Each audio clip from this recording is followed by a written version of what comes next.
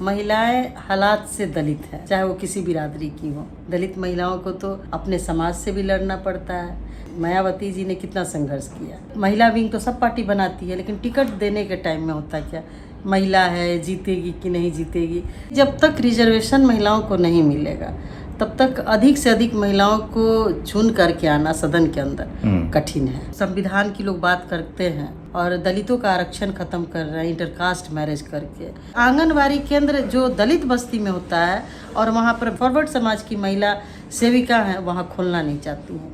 सीधे बोलती कि बच्चे जो आते हैं इनका देह महक रहा है, ये गंदा है। वो नौकरी करती है ना कि सेवा करती है। सर, जो मेरा खुद का जमीन है जिसको हम जमीन खरीदे हैं, अभी भी वहाँ एक पंडित जी झोपड़ी लगा के बैठे हुए हैं और कोई विधायक की जमीन पर कब्जा है। हाँ, और सीएम से लेकर के डीएम तक को पता है, कोई हटाने का जहमत नहीं उठाता है। धमकी भी दिया कि आप यहाँ कैसे जमीन खरीद लें। ये स्थिति है। अब कानून के बारे में जानते हैं, फिर हमको इस तरीके से दबाया जा रहा है, तो फिर उन दलितों का क्या, जो बेचारे पढ़े ही लिखे नहीं, जिनको अपने अधिकार के बारे में नहीं जानकारी है। एक दौर था जब राजनीति में पुरुष वर्चस्व रहा, उसमें जाति का ही वर्चस्व रहा और संविधान लागू होते हुए SC ST को पॉलिटिकल रिप्रेजेंटेशन मिला। बाबा साहब ने कहा था कि हम एक ऐसे समाज में जा रहे हैं जहां पॉलिटिकल रिप्रेजेंटेशन का अधिकार तो मैं दे रहा हूं, लेकिन सामाजिक, आर्थिक और सांस्कृतिक जो अधिकार है उसके लिए संघर्ष करना पड़ेगा। उसके बाद रिजर्व सीट पर भी महिलाओं की भागीदारी जो है वो बहुत कम थी। सोचिए, इसी बीच में महिलाओं को पार्लियामेंट में रिजर्वेशन मिल रहा है, हो सकता है विधानसभा में भी रिजर्वेशन मिल जाए, लेकिन क्या जो SC ST OBC अल्पसंख्यक महिलाएं हैं उनका कितना रिप्रेजेंटेशन है। मेरे साथ बिहार से मजबूत विधायक और कांग्रेस की इकलौती महिला विधायक हैं प्रतिमा कुमारी, रिजर्व सीट से चुनाव जीतती हैं। इनसे बेहतर होगा समझने में मदद मिलेगी कि महिला के तौर पे, बहुजन महिला के तौर पे राजनीति में किस तरह के उबड़ खाबड़ जो रास्ते हैं उसका सफ़र कितना कठिन है। और कांग्रेस को सोचिए, बिहार में कांग्रेस को बनाए रखना और कांग्रेस से महिला के तौर पे जीतना, ये कितना बड़ा चैलेंज था। शुक्रिया मैम हमें समय देने के लिए। आप कांग्रेस की इकलौती महिला विधायक हैं, क्या टिकट नहीं दे रही है कांग्रेस महिलाओं को या महिलाएं आगे नहीं आ रही हैं? नहीं, ऐसी बात नहीं है। कांग्रेस पार्टी हमेशा से महिलाओं को प्रमोट की है और 2020 में भी लगभग 7 महिलाएं लड़ी विधानसभा के चुनाव, जिसमें 2 महिलाएं जीत करके आई। एक हिसुआ से हैं नीतू सिंह जी और एक हम राजा पाकर सुरक्षित विधानसभा क्षेत्र से। तो दिक्कत ये होती है कि जब टिकट तो पार्टी देती है, लेकिन होता क्या है कि जो जनता होती है वो अपने प्रतिनिधि के रूप में एक पुरुष को देखना चाहती है, लेकिन अब वैसा नहीं है। अब अधिक से अधिक टिकट देने में पार्टी ही आनाकानी करती है।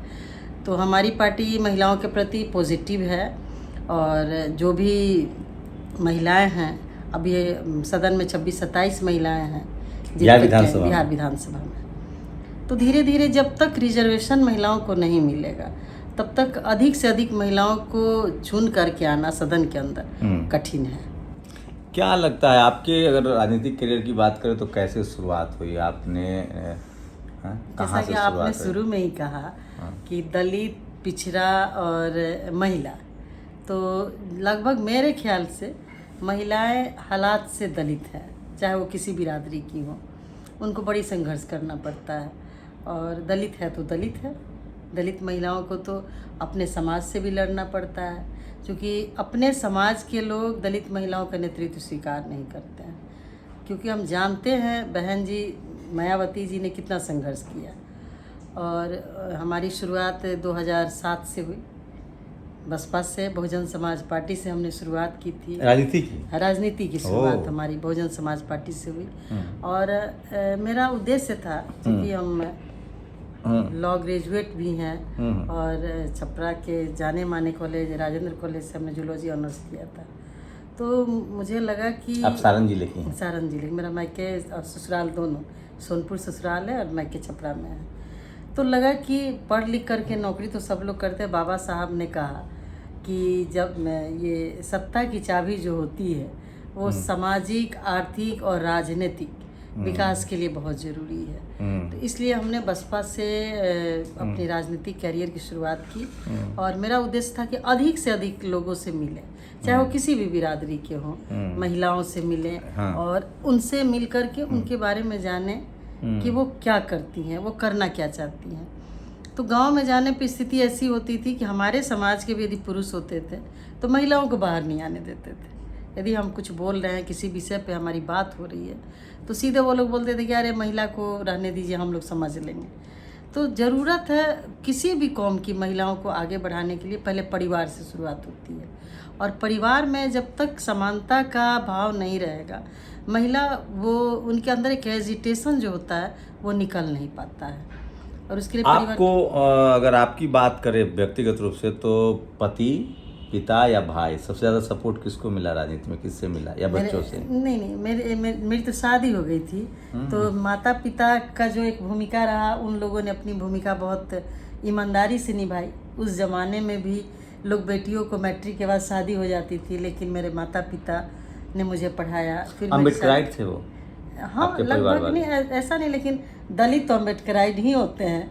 अब वो भोकली हो या फिर चुपचाप से। नहीं, मैं देखता हूँ जो एससी समाज में, एसटी समाज में, ओबीसी समाज में जो अम्बेडकराइट हो जाता है उसके घर में एजुकेशन, हायर एजुकेशन, अभी बुद्धिस्ट सबसे ज़्यादा पीएचडी हाँ, ये बात है। देखिए, ये जो पढ़े लिखे दलित हैं उनको पता है कि हमारे पास एक ही पूंजी है, और वो पूंजी है शिक्षा की, जिसको हम ग्रहण करेंगे तो ही हम कुछ कर सकते हैं। नहीं तो हमारे पास कोई पूंजी नहीं है, कोई बाप दादा कर्जा हुआ ज़मीन नहीं है, कोई प्रॉपर्टी नहीं होता है। तो शिक्षा का महत्व तो वो समझते हैं, तो अपने बाल बच्चों को पढ़ाते हैं। अभी कितने हालात बदले हैं, महिलाओं के बारे में परसेप्शन कितना बदला है? आप संतुष्ट हैं कि जिस तरह का रिस्पॉन्स मिल रहा है मंत्रालय में या राजनीति में? देखिए, संतुष्ट तो नहीं है, क्योंकि आधी आबादी जब हमारी है तो आधी हिस्सेदारी होनी चाहिए। और हर पॉलिटिकल पार्टी को, महिला विंग तो सब पार्टी बनाती है, लेकिन टिकट देने के टाइम में होता क्या, महिला है, जीतेगी कि नहीं जीतेगी, क्योंकि जिताना हराना जनता का काम होता है। अच्छा, आपकी क्या प्रतिक्रिया है ये जो आरक्षण लागू हुआ है, महिला रिजर्वेशन बिल अभी इम्प्लीमेंट होगा, इसमें जो मांग है कि ठीक है महिलाओं को दीजिए आरक्षण 50%, लेकिन एससी एसटी ओबीसी महिलाओं को अलग से प्रावधान कीजिए, क्योंकि फिर सवर्ण महिलाएं आ जाएंगी, क्योंकि उनके लिए तो सवर्ण महिलाओं की तो प्रतिनिधित्व आप एनी बेसेंट से लेकर आप देखें, मान लीजिए वो विदेश की थी, लेकिन कृपलानी, तमाम लोग, मैंने तो कई, इंदिरा गांधी मुख्यमंत्री रही हैं, आप ही की पार्टी से हैं, तमाम पार्टियों से, शीला दीक्षित मुख्यमंत्री, सवर्ण समाज की महिलाएं तो पीएम मुख्यमंत्री बनती रही हैं। देखिए, एकदम बिल्कुल जायज़ मांग है, और दलितों का आरक्षण नहीं होगा तो बहुत मुश्किल होगा महिलाओं को सदन तक जाना। जिस तरीके से संविधान की लोग बात करते हैं और दलितों का आरक्षण ख़त्म कर रहे हैं इंटरकास्ट मैरिज करके, अभी इसी बार लोकसभा का जो चुनाव हुआ, वैसी कोई भी दलित महिला को टिकट नहीं मिला जिसका हस्बैंड दलित है। ये बहुत दुख की बात है, चाहे वो जम्मू ही चले जाइए, चाहे आप समस्तीपुर देखिए। अच्छा, कोई जनरल कैटेगरी की महिला अगर दलित में शादी कर लेगी तो वो शेड्यूल कास्ट हो जाती हैं? नहीं, वो भी ऐसा नहीं होता ना। जो शेड्यूल कास्ट समाज से महिला है वो किसी गैर सवर्ण से शादी कर ले तो वो शेड्यूल कास्ट रहेंगे। हाँ, क्योंकि हमारा संविधान तो टिकट तो शेड्यूल कास्ट महिलाओं को ही मिला है, उनके पति सवर्ण थे, ठीक है, या पति ओबीसी थे। लेकिन आप जिस राज्य में, जिस देश में पुरुष प्रधान हमारा देश है, आप भी जानते हैं, आप एक पुरुष हैं, तो बदला मुखिया पति से मुखिया सांसद पति वाला मामला हो जाएगा। हाँ, वही हो रहा है। इसलिए महिलाओं की जो आज़ादी है, जो उसका अधिकार है, उसको कहीं ना कहीं ये पुरुषवादी व्यवस्था जो है वो छीन रही है। लेकिन बिहार में जिस तरह का रिप्रेजेंटेशन मिला है लोअर जो ग्राम पंचायत में, जिला में, और अब तो मेयर भी रिजर्व है। देखिए, ये इसके लिए हम लोग विपक्ष के हैं, फिर भी हम बिहार के माननीय मुख्यमंत्री जी को धन्यवाद देते हैं कि उन्होंने जिस तरीके से, हमारे नेता आदरणीय राजीव गांधी जी ने पंचायत में सबसे पहले आरक्षण उन्होंने राजस्थान में दिया था 33%, और उसके बाद से महिलाएं निकली, बाहर आई, और विधानसभा में, लोकसभा में तो पहले से भी चुनाव जीत करके आ रही थी, लेकिन नगर निकाय, ग्राम पंचायत में महिलाएं बहुत कम निकलती थी, क्योंकि ये चुनाव बहुत टफ होता है। और उस चीज़ को वो अपने पार्टी के अंदर और अपने सरकार के अंदर लागू करके बिहार के माननीय मुख्यमंत्री जी ने जिस तरीके से महिलाओं को आरक्षण 50% दिया पंचायत चुनाव में, ये बहुत बड़ी बात है महिलाओं को बढ़ाने के लिए। लेकिन अब ज़रूरी है कि जो महिलाएं जीत के आती हैं वो अपने कर्तव्यों के प्रति निष्ठावान हो, ईमानदारी बरते, अपने काम को जाने कि हमें कैसे पंचायत तो में आप तो काम करना विधायक है। हैं, तो आपको तो बहुत सारे मुखिया पति वाले पीड़ित मुखिया मिलती होंगी, कहती होंगी नहीं, कि हम हमारे कुछ यहाँ नहीं। तो बहुत अच्छी बात है कि हम भी महिला हैं, एमएलए हैं, हमारे यहाँ 3 प्रमुख हैं। तो अभी तो एक अविश्वास लग गया तो देसरी में पुरुष प्रमुख बन गए हैं, लेकिन तीनों प्रमुख महिलाएं थी हमारे यहाँ। और मुखिया 50% है, 32 पंचायत है, तो समझिए कि 16 मुखिया महिलाएं हैं। तो अच्छा लगता है जब महिलाएं निकल कर के घर से आती हैं और देश राज्य के नीति निर्धारण में उनकी भूमिका होती है, बहुत खुशी होती है।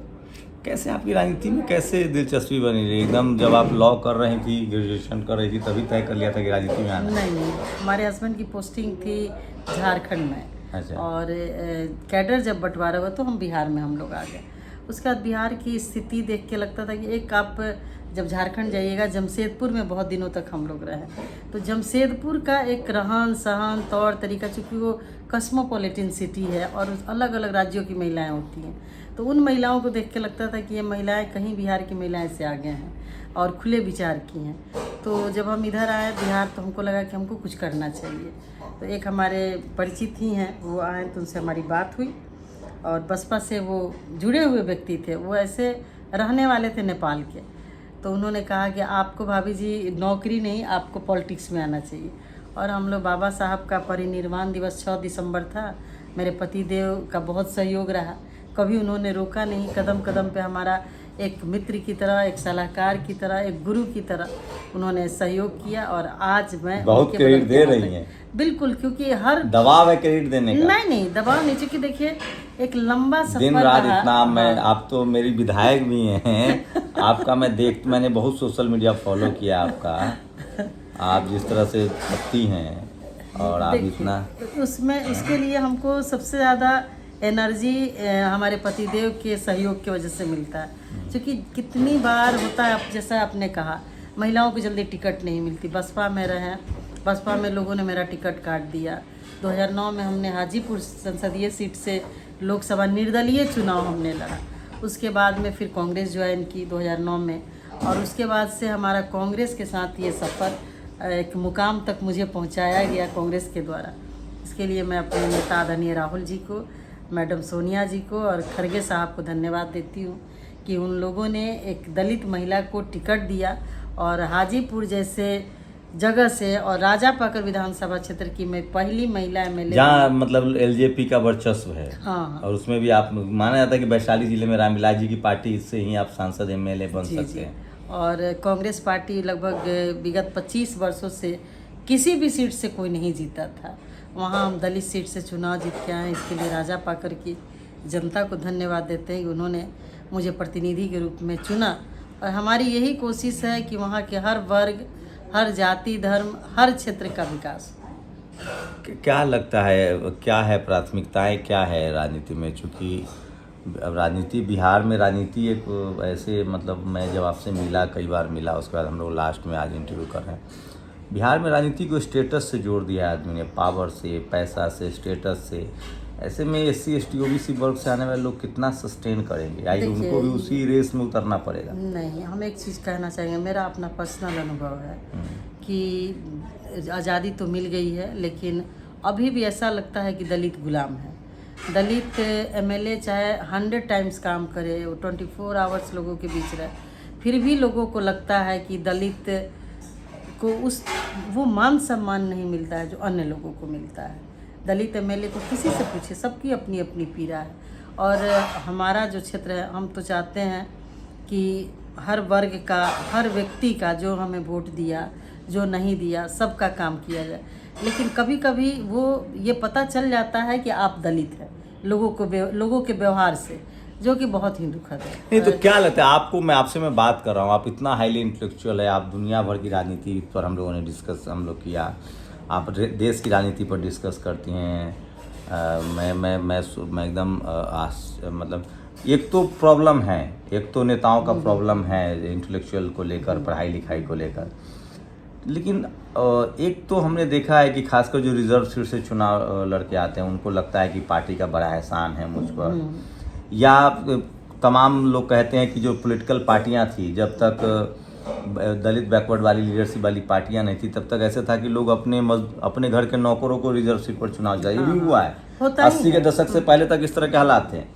और जो होशियार SC ST OBC का लीडरशिप है, लोग उसको रिपीट भी नहीं करते थे। लेकिन आपके साथ कैसे हो सकता है? आप तो इतना वोकल हैं, इतनी पढ़ी लिखी हैं और राजनीति का नस नस जानती हैं, और उसके बाद मिशन मूवमेंट से भी रही हैं। जब आपसे कोई बात कर लेता होगा, उसके बाद तो फिर उसकी सारी जो मन में जो जिज्ञासाएं होंगी वो शांत हो जाती होंगी। लेकिन देखिए, एक प्रतिनिधि जो है, क्योंकि अब उसके क्षेत्र में लगभग 3-3.5 लाख का पॉपुलेशन होता है, हर जगह पहुंच पाना संभव नहीं होता है। इस वजह से अब बिहार की स्थिति ये है कि जाति और पार्टी, आप किस पार्टी से आ रहे हैं वो जनता पहले समीकरण फिक्स कर लेती है कि हाँ ये पार्टी के हैं तो इन जातियों का वोट इनको मिलेगा। लेकिन आपके चैनल के माध्यम से हम कहना चाहते हैं बिहार की जनता से कि बिहार के विकास के लिए, बिहार के बच्चों के भविष्य के लिए आप लोग लीडर चुने, जात मत देखिए, किसी भी पार्टी से हो, लेकिन यदि वो उसके अंदर लीडरशिप है, वो बिहार के बारे में सोचता है, बिहार को बढ़ाना चाहता है, बिहार के बच्चों के भविष्य के लिए कुछ करना चाहता है, तो वैसे लोगों को निश्चित। आपकी प्राथमिकताएं क्या है? आप जब चूँकि आप बहुजन आंदोलन से निकली हैं, मिशन मूवमेंट से निकली हैं, तो स्वाभाविक बात है कि पढ़ाई लिखाई, स्कूल, अस्पताल, दवाई, यही आपकी प्राथमिकता होगी। और जो गरीब लोग हैं उनको इसकी ज़रूरत भी है। पैसा आज के जिस तरह से बिहार में हॉस्पिटलाइजेशन का मार्केटिंग है, मैं देख के आया हूँ अभी हाजीपुर से, यहाँ डॉक्टरी के अलावा और कोई उद्योग ही नहीं है। तो आपकी प्राथमिकताएं स्कूल, अस्पताल है, और इसको तो लोग समझ रहे होंगे। हाँ, स्कूल और अस्पताल हम अपने क्षेत्र में बनवाया भी, जबकि PSC था ये 10 देसरी में, सहदेई में 6 बेड का हॉस्पिटल था, उसको हमने सामुदायिक स्वास्थ्य केंद्र में कन्वर्ट करवाया माननीय मुख्यमंत्री जी से मिल करके। चक सिकंदर में भी एक ट्रॉमा सेंटर के रूप में डेवलप किया। लेकिन दिक्कत ये है कि जब तक समाज के पिछले पैदान में रहने वाले लोग, उनका विकास नहीं होगा, तब तक आपका राज्य विकास नहीं कर पाएगा। क्योंकि अभी भी हम देख रहे हैं कि दलित समाज को पहुंच पथ नहीं है, मेन रोड से कनेक्टिविटी का अभाव है, उनको मुख्य मार्ग से नहीं जोड़ पा रहे हैं हम लोग। यदि दाह संस्कार करना हो तो 4 आदमी कंधा लगा करके डेड बॉडी को नहीं निकाल सकता। तो ये बहुत दुख की बात है कि आज़ादी के इतने वर्ष बाद भी ये बताने के लिए काफ़ी है कि ये दलित समाज का टोला है, यहाँ समाज के सबसे पिछले पैदान पे रहने वाले लोग रहते हैं। हम तो जब चुनाव जीते हैं तो बिहार के माननीय मंत्री संतोष मांझी जी से जाके पर्सनली मिले और हमने कहा कि देखिए सर, जो हम लोग इंदिरा आवास, प्रधानमंत्री आवास या फिर मुख्यमंत्री आवास योजना के तहत गरीबों को पैसा देते हैं, तो वो गरीब पहले खाएंगे, क्योंकि उनको रोज़गार नहीं है, और वो पहले खाना खाएंगे, पहले अपने परिवार का भरण पोषण करेंगे, बीमार होंगे तो इलाज करेंगे, घर नहीं बनाएंगे। और इस सब योजनाओं में जिस तरीके का लूटपाट है, अफसरशाही है, जो कि बहुत दुख की बात है। तो हमने उनको कहा कि आप एक G+4 करके मकान बना करके ग्रामीण इलाकों में उनको अलॉट करिए, और उस एरिया में आंगनवाड़ी, स्वास्थ्य केंद्र, ये सब चीज़ को एक पार्क डेवलप करिए, ताकि उनका चौमुखी विकास हो सके। क्योंकि आंगनवाड़ी केंद्र जो दलित बस्ती में होता है और वहाँ पर बैकवर्ड या दलित समाज, फॉरवर्ड समाज की महिला सेविका हैं, वहाँ खोलना नहीं चाहती हैं। सीधे बोलती है कि बच्चे जो आते हैं इनका देह महक रहा है, ये गंदा है, क्योंकि उनका काम ही है उनका उनको साफ़ सफाई करवाना, उनको रहन सहन सिखाना, उठना बैठना सिखाना। लेकिन वो अपने जिम्मेवारी से भाग जाती हैं, सिर्फ वो खाना पूर्ति करती हैं, वो नौकरी करती हैं, ना कि सेवा करती हैं। और अधिकारी जो है ऊपर से नीचे तक बिहार में भ्रष्टाचार है, और कोई कुछ भी कहीं चिट्ठी लिखे कोई सुनने वाला नहीं है। तो इस तरीके से बिहार का विकास नहीं होगा। क्या लगता है ये जो एक योजना आई थी, इस देश में 90% SC समाज के जो ग्रामीण इलाकों में उनके पास अपना ज़मीन नहीं कि घर बना पाए, वो जो योजना थी सरकार की कि कुछ 1-2 डिसमिल ज़मीन देने की बात, 3 डिसमिल, उसका कुछ भी इम्प्लीमेंटेशन? देखिए, हम तो यही, आप भी जानते हैं, आप बिहार से हैं, तो शंभू भाई आपको अच्छे से जानकारी होगी कि जिसके पास 3 डिसमिल ज़मीन है उसके पास कितना हिम्मत होगा। यदि सरकार उसको पर्चा काट के दे भी देती है तो उसको हिम्मत नहीं है कि वहाँ वो झोपड़ी लगा ले। तो सरकारी ज़मीन मिल रही है ना? सरकारी ज़मीन मिल रही है, लेकिन वो सरकारी ज़मीन पर पहले से किसी का अतिक्रमण है और सरकार उसी को पर्चा काट के दे रही है। तो उसको हिम्मत है कि किसी बाबू को उखाड़ करके वहाँ पर झोपड़ी लगा ले। इसीलिए तो हम बोले माननीय मंत्री जी को कि आप ये जो पर्चा काट के दे रहे हैं, उससे अच्छा है कि आप उसको घर बना के दे दीजिए। हाउस नंबर दे दीजिए कि 1 2 3 4 5 इस तरीके से, ताकि 99 साल के लिए दीजिए, उस रहेगा तो उसके बाद उसके परिवार को दीजिए। सच्चाई तो यह है कि ना? मुझे लगभग 1000 में से 200-300 कॉल सप्ताह में इसी तरह के आते हैं कि जिनकी जमीनें उन पर कब्जा कर रहे हैं लोग। आजकल जमीन पर जो सबसे ज्यादा दलित, फिर बैकवर्ड आदिवासियों के तो राज्य के राज्य लूटे जा रहे हैं, दलितों की जमीन पर कब्जा हो रहा है। बैकवर्ड आपको एक चीज की जानकारी देंगे तो आपका आश्चर्य, मेरा खुद का जमीन है जिसको हम जमीन खरीदे हैं किसी से 4 कट्ठे घर बनाने के लिए। मेरे जमीन पर तो लोगों ने आप भी भूमिहीन थी? नहीं, भूमिहीन नहीं थे। हमारा तो मतलब माता पिता के द्वारा वो लोग जॉब करते थे। मेरी माँ टीचर थी। तो जमीन मतलब पुश्तैनी जमीन थी? जमीन था, थोड़ा बहुत था। थोड़ा बहुत वही जो घर होता बनाने है के लायक बस। अच्छा, घर बनाने लायक। हाँ, कोई ऐसा नहीं खेती बाड़ी है हम लोग के पास। घर मतलब कोई 1 बीघा भी नहीं? नहीं, 10 कट्ठा भी नहीं है। खेती बाड़ी बिल्कुल नहीं है, घर बनाने लायक जमीन है। और उसके बाद मेरे पतिदेव जब जॉब में है तो हमने घर बनाने के लिए ज़मीन लिया और सोचा कि अपने क्षेत्र में लेंगे, राजा पाकर में लोगों का सेवा भी करेंगे, घर बनाएंगे। राजनीति का शिकार हो गया। अभी भी वहाँ एक पंडित जी झोपड़ी लगा के बैठे हुए हैं और कोई विधायक की जमीन पर कब्जा है। हाँ, और सीएम से लेकर के डीएम तक को पता है, कोई हटाने का जहमत नहीं उठाता है, क्योंकि वो मेरे जमीन पे बैठकर उल्टे मेरे पे कंप्लेन कर दिए। राजा पाकर की घटना है? राजा पाकर की घटना है, आपको बेलकुंडा चौक की घटना है। और आप चाहते थे कि आप वहाँ रहें और लोगों की सेवा करें, लोगों की मदद करें, लोगों को पटना नहीं आना पड़े, लेकिन ये स्थिति है। और ज़मीन लेने के बाद लोगों ने मुझे धमकी भी दिया कि आप यहाँ कैसे ज़मीन खरीद लें। ये स्थिति है। अब समझ लीजिए कि हम लोग इस लेवल पे आ गए हैं, पढ़े लिखे हैं, कानून के बारे में जानते हैं, फिर हमको इस तरीके से दबाया जा रहा है। तो फिर उन दलितों का क्या, जो बेचारे पढ़े ही लिखे नहीं, जिनको अपने अधिकार के बारे में नहीं जानकारी है, वो कानूनी सहायता कहाँ से लेंगे? कितने साल राजनीति में, विधायक बनने से पहले का कितना लंबा संघर्ष रहा? बहुत लंबा। 2007 से उसके बाद 20 में हम बने। एक बार कांग्रेस पार्टी के अंदर 2014 में हमको लोकसभा का टिकट मिला, तो बहुत से बाबू को पसंद नहीं आया कि इनको टिकट कैसे मिल गया, और पूरा ताकत लगा के हाजीपुर से ही, और 13-14 दिनों के बाद हमारी टिकट काट दी गई। क्योंकि हम लोग, हमारा अपना जो राजनीति है, दिल्ली कम जाते हैं क्षेत्र में और पटना ज़्यादा रहते हैं। क्योंकि टिकट आप लेके आइएगा तो जनता ही आपको बनाती है, जनता ही आपको बिगाड़ती है। तो यही स्थिति रहा। 14-15 दिनों के बाद मेरा टिकट काटा। फिर 19 में वो सीट आरजेडी को चला गया। 20 में आरजेडी के जो एमएलए थे राजा पाकर के, वो सीट छोड़ के चले गए। और सौभाग्य कहिए, दुर्भाग्य कहिए, बिहार के माननीय अध्यक्ष श्री आदरणीय मदन मोहन झा जी ने मुझे प्रत्याशी बनाया और हम जीत करके आए वहाँ से। मेरी भी विधायिका हैं और मैं भी उसी कंस्टिट्यूंसी में पैदा हुआ हूँ, तो मैं तो अपने लोगों से अपील करूँगा कि हम लोग लकी हैं कि मैडम जितना पढ़ा लिखा, सुलझा हुआ और गरीब में, आज ही मैंने एक लिस्ट बनाई है कि संसद में कौन लोग बोल रहे हैं, तो ऐसे लोग जब आपका रिप्रेजेंटेशन करते हैं विधानसभा में, तो वहाँ आवाज़ें उठते, जिन्होंने उस तकलीफ़ को झेला भी है। और मैं मतलब सोचिए, अब आपकी ज़मीन पर कब्जा हो रहा है। बिहार में तो एकदम भू माफिया, बिहार हर जगह है, पूरे देश में लगभग यही स्थिति है। मतलब ज़मीन को लेकर एक बहुत क्यूरियोसिटी है लोगों में, बहुत ज़्यादा, और कोई कुछ नहीं करता। जानते हुए भी अधिकारी भी आपका मदद नहीं करने वाले हैं। और ये तो अब तो बिहार के माननीय मंत्री जी भी बोल रहे हैं कि माफियाओं की वजह से ये भूमि सुधार और राजस्व विभाग एकदम भ्रष्ट हो चुका है। तो स्थिति बहुत ही दयनीय है। हम आपके यहाँ जिस क्षेत्र से आप जो आपका प्रखंड है, देसरी प्रखंड, वहाँ पे एक मुसहरी है। हाँ, मैं देखा है ना, देखे हैं ना, कॉलेज के बगल में। कॉलेज के बगल में वहाँ तो आपने छतूत के घर बन गए, मैं देखा। हाँ, तो वहाँ हम गए। उसके बगल वाला एक और है जहाँ की वार्ड सदस्य बौनी देवी है। अच्छा, वो उसी समाज से? हाँ, उसी मुसहर माझी समाज से हैं। अच्छा, तो चुनाव जीते तो हम गए, उनसे मिले। इतनी बदतर स्थिति थी कि इस अपने घर जाने के लिए उन लोग बांस का चचरी बनाया था, पूरा नाला गंदा बहता था। फिर हम मिले, क्वेश्चन हमने भी। वो चुनाव जीती हैं वहाँ से, अभी वार्ड काउंसलर वही हैं। वार्ड काउंसलर हैं, इट्स अमेजिंग। मतलब अब बहुत बोल्ड महिला हैं। उनको हम बहुत सपोर्ट करते हैं। कई बार गए, इधर भी गए थे, वहाँ वृक्षारोपण वगैरह भी किए हम। तो उनको हम बोले कि आप एकदम किसी से डरिए नहीं, आपका अधिकार है, आप एक प्रतिनिधि हैं, आपका अधिकार है कि आपकी बात शासन के लोग सुने, प्रशासन के लोग सुने, और जो भी समस्या है जनता का आप लेकर के जाइए। फिर वहाँ पे हम बीडीओ साहब को बुलाए, उनके दरवाजे पे हम बोले कि ये यहाँ की वार्ड सदस्य हैं और ये जाती हैं, तो इनको लोग भगा देता है ब्लॉक से।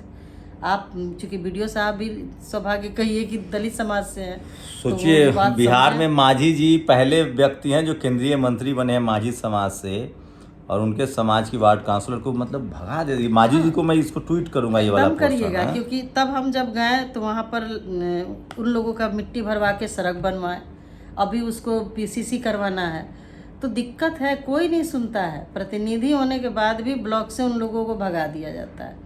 अभी किसी के पास इंदिरा आवास नहीं। हमने कहा वीडियो साहब को कि इस बार आवास योजना के तहत सभी को लाइन लगा करके एक कैंप लगा करके इनका नाम जोड़िए। इंदिरा आवास तो तभी मिलेगा ना जब उनके पास जमीन होगी, उनके नाम पर जमीन हो। जमीन जो है वो जमीन का पर्चा मिल गया है। उन लोगों को ना। और हमने कहा कि जिसका नहीं है तो सीओ को भी बुलाए वहाँ पे कि जिसका नहीं है उसका काटिए।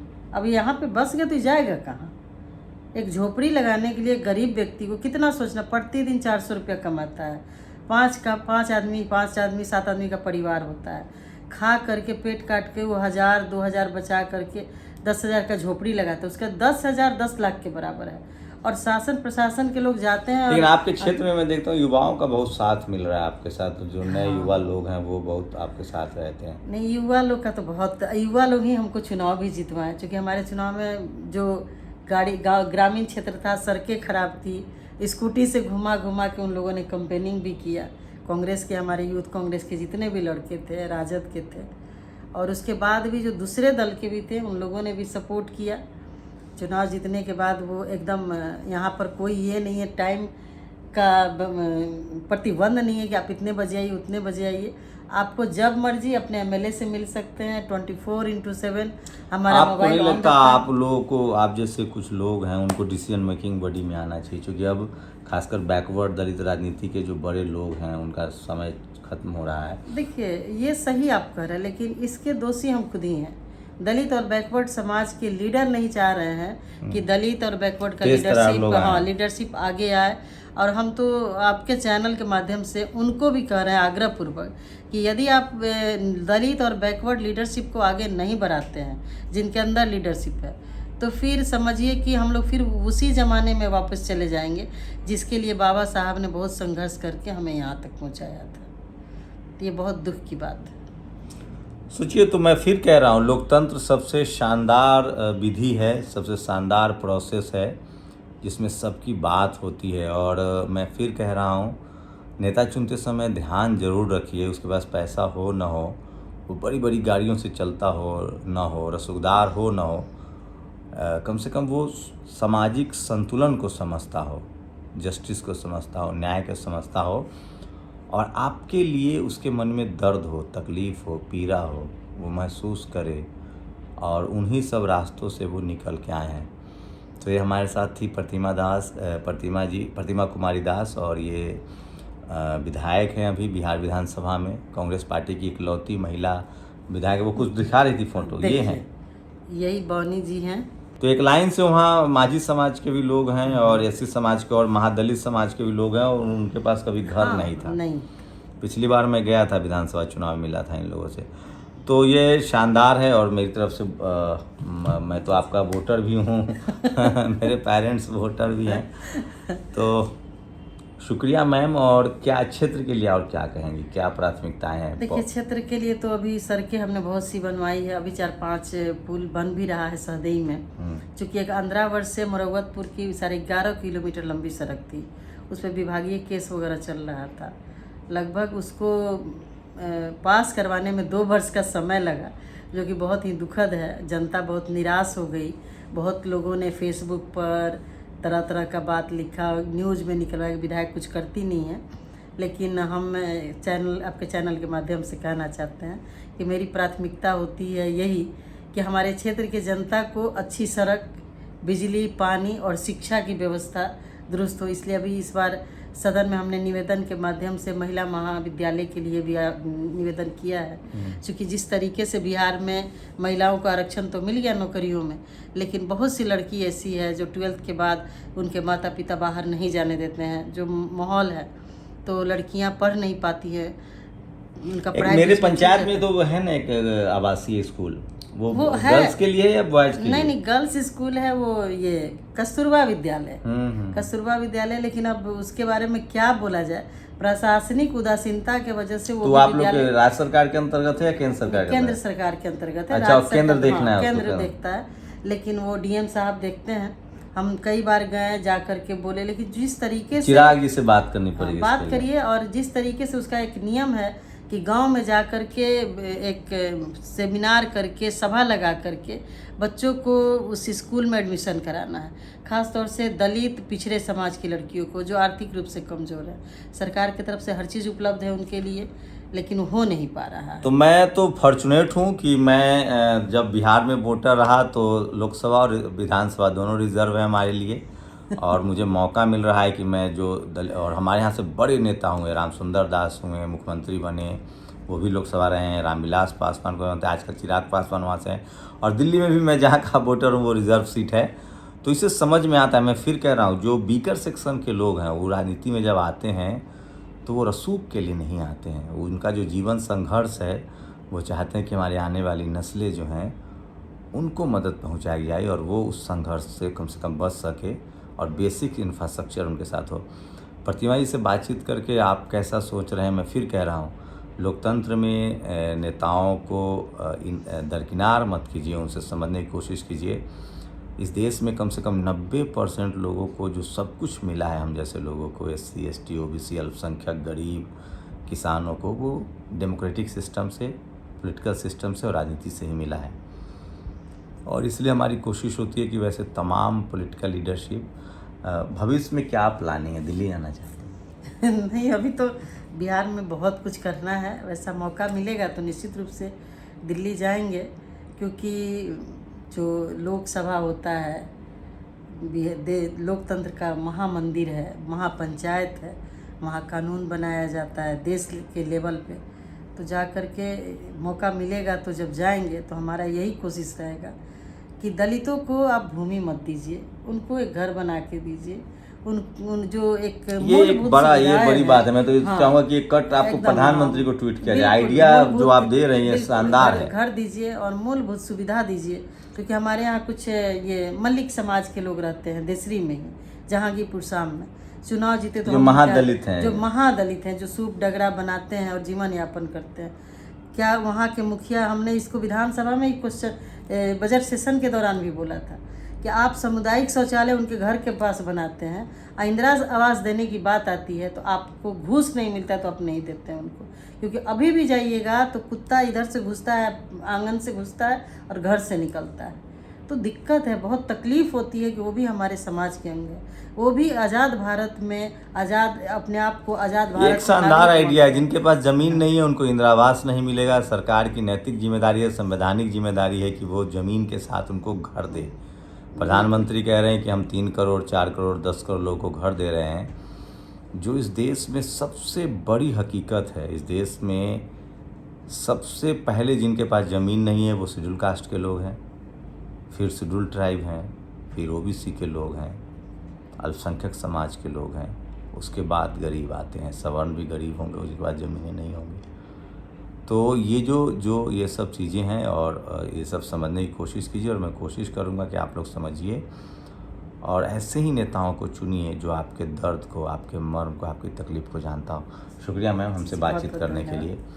आप लोग अपनी राय ज़रूर दीजिए। मेरी कोशिश रहेगी हर वीकेंड हम आपको एक ऐसे पर्सनालिटी से मिलवाएं जिन्होंने खुद भी संघर्ष किया हो और जो कोशिश कर रहे हैं कि बाकी लोगों की ज़िंदगी वो बदल पाएँ, चाहे वो राजनीति के गलियारों में हैं, चाहे वो सोशल एक्टिविस्ट हों, या जो बिज़नेस में हो, स्पोर्ट्स में हो, सिनेमा में हो, किसी भी फील्ड में जिन लोगों ने अचीव किया है और जो तकलीफ़ों से निकल कर आए हैं, उनसे हम आपको रूबरू कराते हैं। और अगली कड़ी में कोई और ख़ास मेहमान होंगे, तब तक आप अपने लोग राय ज़रूर दीजिए। शुक्रिया।